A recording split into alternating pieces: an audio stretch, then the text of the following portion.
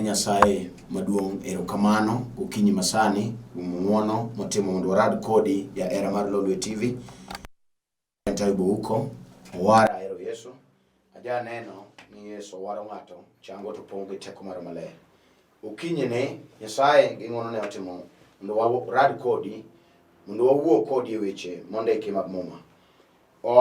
Yena mondo asom kodi wach mondiki e kitabu mar Jeremia 14 abiro somo abiriyo nyako chiko kende. Mumb Nyasaye wacho niya, Joga ywakna niya, Ruoth Nyasaye, kata ka richowa nyiso ni wan joketho, yie ikonywa kaka isesingori. Adier, waseweyi ndalo mang'eny kwaketho e nyimi, to in kendi ema jo Israel ogeno kuomi. Nimar in ema iresowa ka wanie chandruok. Ere gima omiyo ichalo wendo e pinywa mabuoro kuom otieno achiel kende. Ere gima omiyo ichalo gi ng'at mobuok kata ka jalweny ma onge gi teko madokonygo ng'ato. Adier, in Ruoth Nyasaye in kodwa, kendo wan jogi, omiyo kik iwitwa. Walam Nyasaye. Wagoni ni erokamano, uru maler, Nyasaye ma uno, Ruodha Tarongala, okinyi Nyasaye, chuo kod mon, jodongo gide, kijende gi nyiri, ni e nyimi Nyasaye. Mwach manade miseketelewa mondo okony Nyasaye janeno, maneno wach ukinyi sani. El paro, el chunygi Nyasaye, karo mari maler lor, Nyasaye, ka keto paro gi kare. Awali Ruoth Israel, ya malo Nyasaye kuom wachni, kichung' Nyasaye e teko mar nyalo mar unu. Asepuoyi Nazaret, kilor Nyasachwa to nyingi yudo duong'. Alamo ka yie e nying loch mar Yesu Kristo. Amen. Awacho ni luonga Reverend Ayub huko, ajal mowar mopong' gi teko mar maler. An wuod Nyakach, kamoro ni Kandaria, aja neno mar warruok, alemo kod kanisa mar St. Meshach Fellowship Church Hera, an e piny Nairobi, kamoro ni Kibra. An kanyo kaka jakwath. Nyasaye ging'wono ne otimo mondo warad kodi kawuono gokinyi. Ang'e ni en saa ma ji nigi weche mang'eny, jomoko dwa dhi e puodho, jomoko be dwa dhi tije mopogore opogore. Kawe thuolo ni manok mondo wawuo kodi kuom wach masomo kitabu mar Jeremia 14 abiriyo nyako chiko. Thoro iye mar wach ma aduna wuoye en Nyasaye manyalo dak gi ng'ato. E wach masomo en wach manondike kinde muma. To Nyasaye wang' owuoyo goganda Israel e kinde no mane weche tek e ngima Israel. To oganda Israel ne en oganda singruok, ma Nyasaye notimo gi singruok. Ma kakondike Jakobo noluong ni Israel, mano oganda manowal e nyim Nyasaye. To e kinde mang'eny ka wasomo muma, wayudo ni oganda Israel ne en oganda ma wiji wile, kendo wigi ne ja wil piyo. Gik ma Nyasaye ne timonegi, kane gigo ng'ala, to gipo ka wigi wil gi gik ma Nyasaye nosetimo. Wigi ne wil gi ng'wono, wigi ne wil gi loch gi teko mar Nyasaye, wigi ne wil gi gik ma Nyasaye nosebedo katimo e ngimagi. Noyudore kinde mane Nyasaye noweyo oganda Israel kaluwore gi timbe mag oganda mar Israel mane gidonje. Wach nomiyo Nyasaye nogolo tiene gi nyalo, nogolo rumbi mare kuom oganda Israel, ma gidong' opoko, gidong' kamano. To sama ni Nyasaye owegi, wasigi nomonjogi. Kendo sama ne wasigi monjogi, nilogi pile. Wachno ne miyo gidong' ka gikuyo. Wachno ne miyo gidong' ka gin gi kionko. Wachno ne miyo giparo mang'eny. Wachno ne miyo gidak gi luoro. Nikech Nyasaye manotimo singruok gi Jakobo noweyogi ma gidong' kamano. Ne gineno chandruok, ne gineno tho, ne gineno dira, ne gineno kech. Wang' kama somo kare abiriyo wacho ni joga ywakna ka Nyasaye koro wuoyo. Joga ywakna niya, Ruoth Nyasaye, kata ka richowa nyiso ni wan joketho, yie ikonywa kaka isesingori. Adier pinywa mabuoro kuom achiel. Ere gima omiyo ichalo gi ng'at mobuok kata ka jalweny ma onge gi teko ma dikonygo ng'ato. Adier in Ruoth Nyasaye in kodwa, kendo wan jogi, omiyo kik iwitwa. Wachno nomiyo jo Israel odok e drawing board ka Nyasaye owegi, nikech timbegi ne richo. Timbegi nodok mamono, timbegi nodok magalagala.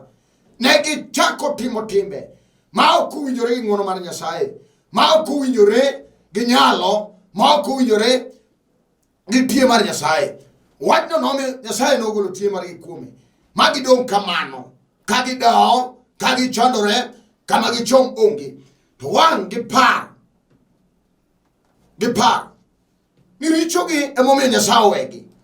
Sama ne gidok e pachgi biro giparo ni Nyasaye koro onge kodgi, kech lweny ka lweny mane gidonjo ni ilogi. Gimoro amora ma gitimo nokuoknegi maber, kamoro amora mane ginyono ne ok ginyal kawo, nikech Nyasaye nogolo tiene kuomgi. Wang' giywak, giwacho ni Ruoth Nyasaye, kata obedo ni richowa nyiso ni wajoketho, to yie mondo kik iwewa. Ang'o mi ichalo wendo e dierwa mabiro mana otieno achiel kende? Mane wach ma adwa wuoye gokinyi. Nyasaye madak gi ng'ato, nyadi mang'eny chwo gi mon, kata obed gi tich Nyasaye mang'eny, gisebedo gi Nyasaye machalo wendo. Wach momiyo jachien jalo chwo yokre, wach momiyo jachien jalo jolemo, wach momiyo jasatan olo miere gi rageye, kech in gi Nyasaye mawendo. Nyasaye mawendo en obiro tieno achiel emobede kinyo dhi, kech wendo en limbene nok. Wendo biro seche manok, ato bano pinege odhi. Mane Nyasaye ma ng'ato nigo. Wach momiyo josigu loye, jasigu ochaye, wan gi chini ma thiano ni ng'ato. Kech Nyasaye ma en go en Nyasaye ma wendo, en Nyasaye ma ok odak kuome, en Nyasaye ma limbe biro limbe sama nok, ato dhi. Kawuono wawuoye Nyasaye manyalo dak gi dhako, wawuoye Nyasaye manyalo dak gi dichuo, wawuo kuom Nyasaye manyalo dak e dala moro, wawuo kuom Nyasaye majago kambi e rangach. Nyasaye madak gi ng'ato, mane gima ka dhako oyudo kinyi to onyalo kwanore jaloch, onyalo kwanore jal man gi teko ewi chunje, jal man gi teko ewi majini, jal man gi teko ewi ndagla gi bilo. Ka ng'ato nigi Nyasaye madak, jo Israel noparo, kech chakruok ne gin gi Nyasaye. Sama ne gichako wuoth ne gin gi Nyasaye mane go kodgi atoa katoa. Kaka wuoth rabora, Nyasaye nowegi nikech timbe maricho. Wan gi ji manochako maber, moko nowar kane ogolgi e gik marach, moko nowar kane ogole ura gi neko. Wan gi ji manowar ka wechene tek, chune noloro imon, wachno nomiyo gowe warruok. Moneno teko mar Nyasaye gi nyalo, moko nokong'e ni nyalo nyuol. Sama noyudo Nyasaye, noiye noyaw nonyuol. Sano neno nyikwayo, neno nyithinde, wiye noduogo wil achien, wiye nowil modonje timbe mag piny noywaye gi moche, nodonje ra, wiye nowil gi warruok, wiye nowil gi ng'wono mane Nyasaye otimo. Wach nomiyo Nyasaye noweye, dong' opoko dong' kamano. Chien nodongo kawo gige moyudo ka onge gimodong' go. Wach nochande, warruoge nodhi moregore, kamochomo onge. Kinyi wawuok kodi dhako, wan gi Nyasaye manyalo dak gi ng'ato. Ka ng'ato loso chunye, ka ng'ato nono yorene, ka ng'ato nono timene, Nyasaye nyalo dak gi ng'ato. Nyasaye ok dak kamochido, Nyasaye ok dagi kama ji time timo magalagala. Nyasaye ndike ni Nyasaye manyanyego, ok oriw madhabahu gi nyiseche.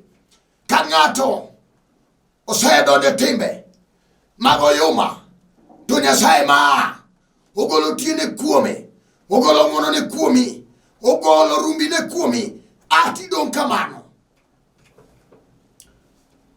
Jo-Israel oywagore ka gineno ka lweny logi, gineno ka gigi okuognegi maber, to wang' gipenjo, giwacho niya, to in kendi ema jo-Israel ogeno kuomi, nimar in ema iseresowa ka wanie chandruok. Ere gimomiyo ichalo wendo e pinywa, wendo limbene nok. Apenji dichuo, gimomiyo iywago dayo, in gi Nyasaye ma wendo, jal mabiro manutin achiel, jal malibi mana seche manok, ka tuo biro onge, dong' Nyasaye opoko, Nyasaye miluongo gi dhok, ma ok odak gi ng'ato, en gima ber manyalo go onge, udong' kanyo Roho Maler onge kode. Wawuok kodi kawuono, wat mane jo-Israel oywago, ang'o miyo ichalo wendo, kawuono wan gi Nyasaye madak. Ka ng'ato loso chunye, nyimi jili mar ono mar nyalo, Nyasaye nyalo duogo kendo madak kodi go kodi kambi. Ka wasigu biro tieno entie, ka wasigu biro dichieng' Nyasaye nitie, ka gimoji sama nare Nyasaye nitie, chunyi emelosi, chunyi emelosi. Kata Nyasaye noweyi, ket ne donje ng'ayi gi sunga. Kata Nyasaye noweyi, ket ne donje weche magalagala. Kata Nyasaye noweyi, kinde machon ne in kode, tipo kaka wuoth rabora, wuodhi ni rabora, miyo jolweny osepodho, nyaka jok mane nigi Nyasaye, sani wuotho poko nang'o, wuoth rabora, we awuo kodi niya, kata oganda jo-Israel, wuoth nobero rabora negi, wan momiyo negi loko wuoth, Nyasaye nowegi, ato gidong' kamano.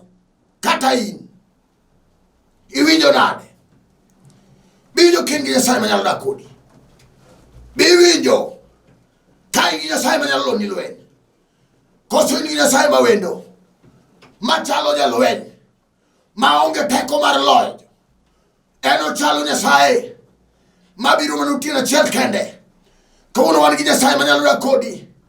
Kata in ng'ama juang', ma ji osenyieri ni idong' piny gi maber onge, wan gi Nyasaye manyalo go kodi kambi, machak mak badi makoro chwich, makinde ni ka ng'ato dhako, kata dichuo neni, ka jal maketho chiemo, wan gi Nyasaye madagi ng'ato, ma ka ng'ato yie, morwako Nyasaye no, wacho ni kata ji oringo, Nyasaye ne manyalo dong' kodi. Kawuono nitie Nyasaye madagi ng'ato. Chunyi wuoyo nang'o? Biwinjo kiseloso chunyi, Nyasaye nitie manyalo timni ng'wono kendo.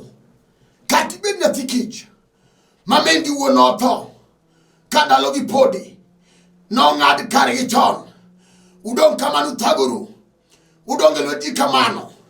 Wan gi Nyasaye mar mon lit gi nyithind kiye, wan gi Nyasaye ma jakol ji, wan gi Nyasaye ajolo ma jajol ji, wan gi Nyasaye shi ma jateko, wan gi Nyasaye chieng' orieny e mudho. Ere kaka iwinjo? Ineno ka Nyasaye nyalo goli kama ne ji oseweyi no. Iwinjo jaduong'? Kata mailo idong' kamano, anyuola oloro ni oko, nobayi gi sasia, kamichomo gi kuyo, in gi jogi e taon, iluor dok dalau, ket noneg ji kanyo, kani laro lo, ka ng'ato yudo Nyasaye madak kode, odok dala gi ken thuon, ajuk nyoro riembe mochomo. Nyasaye madak gi ng'ato, ma kata mana nyathi kich, ma ji noweyo kare oko, koyudo Nyasaye madak, onyalo dok dala gi kendo, mane ka en ben dhano, mane kutigo kargi malo, mane dala manyo juang', mane nyiero duo kendo, koyudo Nyasaye madak. Iwinjo nang'o? Ere dwaro mar chunyi mondo walam kodi Ruoth mantie, walam kodi Nyasaye mar Israel, walam kodi gogo jabura, walam kodi shi ma jateko, walam kodi jachwech mar piny gi polo, walam kodi Nyasaye ma bade tek, bado timo chuma ono nitie, motame pok oyudi, kati tuoi ne ng'ango, kati moiti duoki, wawuo kodi. Kawuono wan gi Nyasaye manyalo dak kodi. kawuono ka chunyi yie waruoth Nyasaye kata kimo chami luoro segore kuomi ineno liel ineno tho ineno denja ipogo gigi kingima ipogo lepi to pod ingima ineno siepo ringoa wan go siepe manyalo mara biro ka piny ber ka ji piny pod ber ka ji pod nyiero ka mor pod nitie we tuo donji mondo kok ing'eyo siepe biro ringo wach mwawuoyo kinyi en mar Nyasaye manyalo dong' kodi kiloso chunyi saye majadagi ng'ato ka ng'ato bedo jakore ka ng'ato nono timbene ka ng'ato loso yore Nyasaye no nyalo dak kodi mago ijeko kinyi kata weche tek Nyasachwa dwaro gik matek motamo dhano mane ma Nyasaye dwaro ka Nyasaye odak ka weche biro matek motamo dhano mane marado kode Nyasaye pokolo ajuoge menyalo lo daktari menyalo lo Nyasachwa pokolo ngima nyoro tine ne wanya kachien ere dwa chunyi sani mondo wakel Yesu ere dwa chunyi kata mwandu onge kata gigi ope kata yalo kes se chamo pesa te iwinjo dichuo winja kata mone mikao to dhi kendo bai gi sasia wan gi Nyasaye manyalo dak kodi jal mabado timo chuma nyalo ywa mon go duogi kata nyithindi olal no bagi gi yath magi witore taon ka Nyasaye odak kodi kanyo ibiro chako nino were kata orundgi gikong'o gi njaga kiyudo Nyasaye madak gi ng'ato inyalo neno ng'uono iwinjo kata gik moko dhi maber ka Nyasaye odak kodi kawuono ni tinyalo neno teko gi nyalo mar injili sani chunyi wuoyo nang'o oganda Israel wang'o dok chien giparo kama ne yo lalnegi giparo kama ne koth ogogi go sama ne giwe Nyasaye maduong' sama ne gidonjo timo mamono sama ne gidonjo dwaro giwegi wach manogolo tie ma Nyasaye kawuono kata in ma jadolo kata in ma jayalo kineno ka injili oregore kuomi Nyasaye osegolo tiene kuomi gik mimulo kuogni maber iwinjo ka yore gi obam wawuok kodi kawuono Nyasaye pod nitie duoga iwinjo Nyasachwa jang'uono Nyasaye jang'uono pod oluongi aluonga timbegi eminon nona yoregi nona chunyi Nyasaye pod ngima Nyasaye jang'uono mondi duogi ganda Israel be noparo sama ne giwuok e tie ne giwuok e nyal wang' gidok e pachgi giwacho niya kata obedo ni timbewa mamono miewewa bi ikonywa kere jwang'wa ine jakonywa pile kata mana in Nyasaye nyalo duogoni ere matek mineno kata obed gima chal Farao gima piano rangach kata obed chung mopidhi kata obed sasia kata en bilo mochuo mere kata obed nawi ka ng'ato yudo Nyasaye madak gine maringoa onge manosepiem gi Nyasaye onge matek manyalo tamo Nyasach Israel kawuono ineme puoth chunyi ineme non mondo irwak Nyasaye madak Nyasaye machalo wendo samiyo jochiendo lowa Nyasaye machalo wendo samiyo tuocho negowa Nyasaye machalo wendo mabiro tiene achiel samiyo lwenyo lowa kawuono kiwuoyo kuom Nyasaye madak janelo nono chunye mawacho niya ane masigo loya ane majochiende thianona ane malosigo ogona madu pile ane masigo wetena nyithindo ane moran joga kawuono kiwuoyo Nyasaye manyalo dagi ng'ato ane machunya dwaro ane masefwenyo ni an gi Nyasaye mawendo ma ok nyal konya momiyo ago boch pile kawuono gokinyi Nyasaye oikore mondo timne ng'wono dhako kata jochiendo ram ni ok inyal neno kothi kata gikelo kisoni nyithinde nyuolo to tho. Wan gi Nyasaye madak manyalo timo ni ng'wono sani. Wan gi Nyasaye jachang nitie, Rabi Raboni, jal manowalo Yesu, ja Nazareth, nyalo timo ni ng'wono ka chunyi oyawre mi wach ni winjo. An ema dwaro e nying Yesu ja Nazareth. Chunyi wuoyo nang'o? Chunyi wuoyo nang'o mondo walam Ruoth? Kata ji nong'ado kari oko, kati goni siboi, kati jari, iwinjo dhaka ne dichuo ringo weyi, olal go choto moro oko, in kori luongi ni jal maketho mwandu, chote machamo mpesane. Wan gi Nyasaye mabade tek manogolo Israel e piny Misri gi bad chuma. Kata mana insani onyalo mako dichuo kama entie moyaw wang'e koneno nyithinde gi chik mowe. Nyasaye nitie mar nyalo. Chunyi chal nang'o kawuono? Bede dwar Nyasaye madak mago kodi kabisani. Nyasaye manyalo dadi e jela, Nyasaye magolo ji okol, Nyasaye majolo ji ran gi ura, Nyasaye majarom ne ji nyaka jok manowe, nyithind kie manowe, moko timo neno sama ne giyudo Nyasaye achiel mar apar mar polo. Gin gi neno ma ginyalo timo. Akia kaka chunyi wuoyo kinyi. Oganda jo Israel noparo. Iwacho kata richowa nyiso joketho. Yeye mondo iresowa. We bedo Nyasaye ma wendo. Kata gada lweny mabuoro. Maonge teko madelo wasigu. Nyasaye nigi teko. Ine mise wuotho magalagala. Iwinjo kati chamo pi wang'i. Kati bed dhako ma perach miyudo maluongi ni chiege onge. Kawuono wan gi Nyasaye madak manyalo manyo ni dichuo mondo gol ni nying mar ochotoko kata kamikale mondo ni uwi. Kechin gi Nyasaye ma wendo. Wan gi jadak kawuono Nyasachwa Sai ma ono Nyasach Israel, jal manochwe piny gi polo, wuon gode koda ora.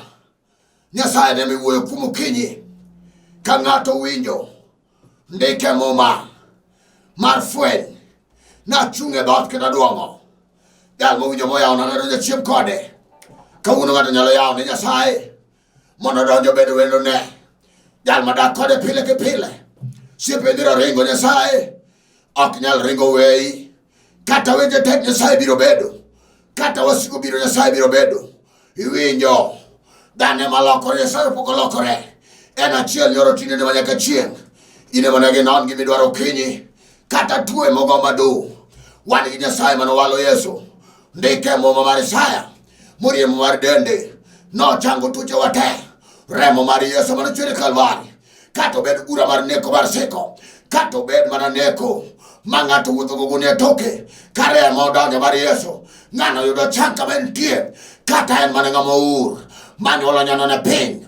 Koyudo Yesu sani jateko mar Kalvari no en mana wacho norumo te. I Kalvari kacha chieng' onago nolanda dhara ni duto rumo. Kata marino e nying Yesu ja Nazareth nitie nyalo gi teko. E nying Yesu ja Nazareth wan gi geno. E nying Yesu ja Nazareth wan gi chak. E nying Yesu ja Nazareth igonyo jomo twe. E nying Yesu ja Nazareth ere gimidwaro.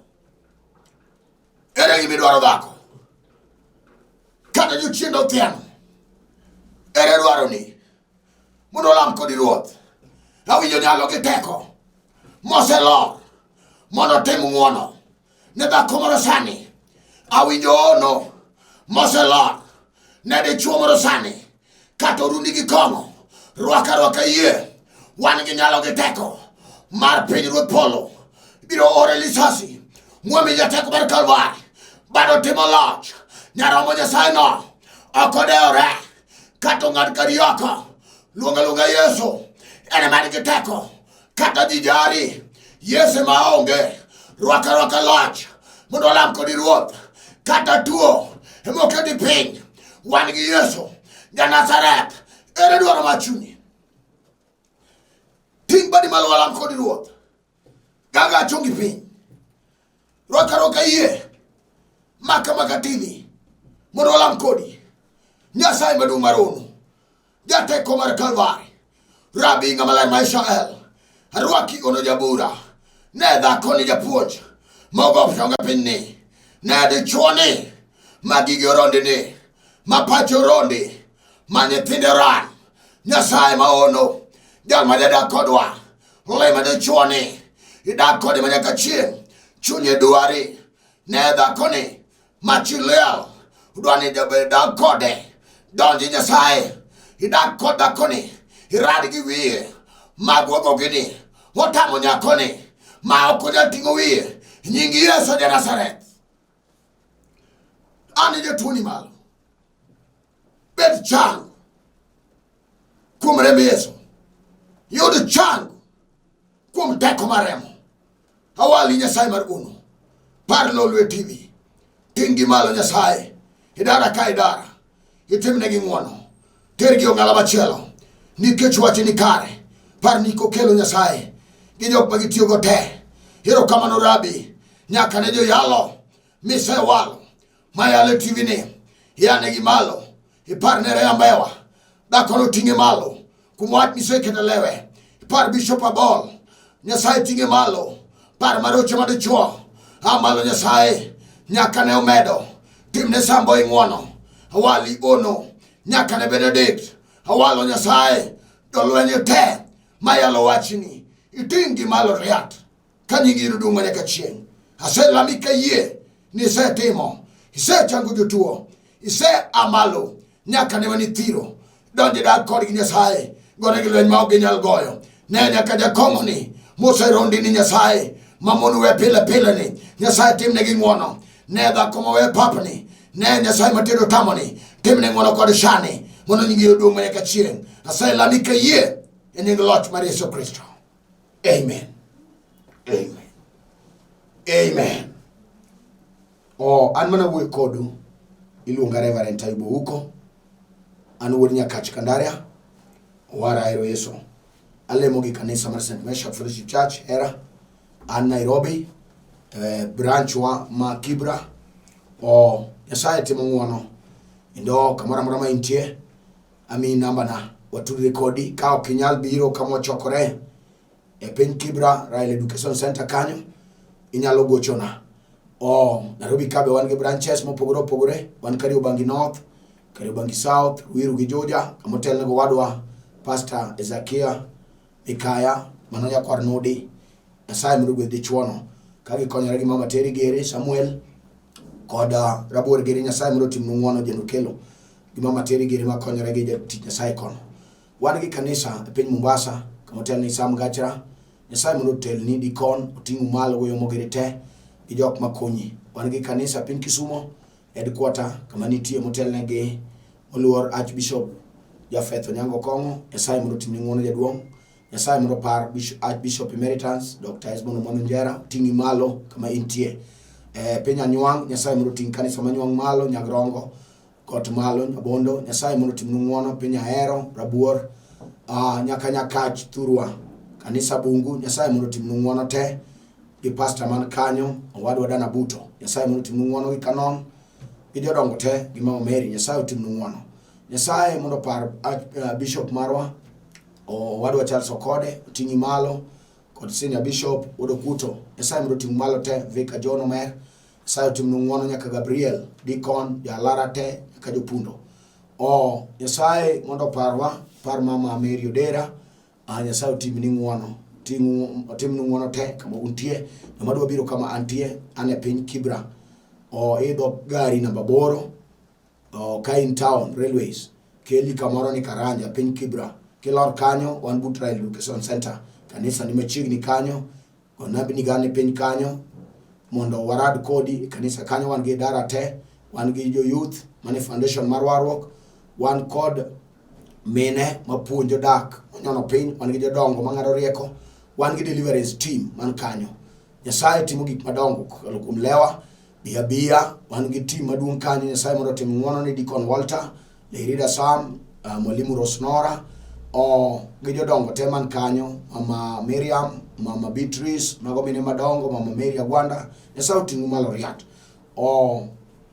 ne owadwa mane piny kaskunga beta juang sakiel ya sauti ni ng'uono kod nyamera man Kibera daktari Nyasaye mondo timi ng'uono ting'i malo omedi ng'uono mang'eny. Waradi chieng' wuok tich saa 12 nyaka saa 12:30.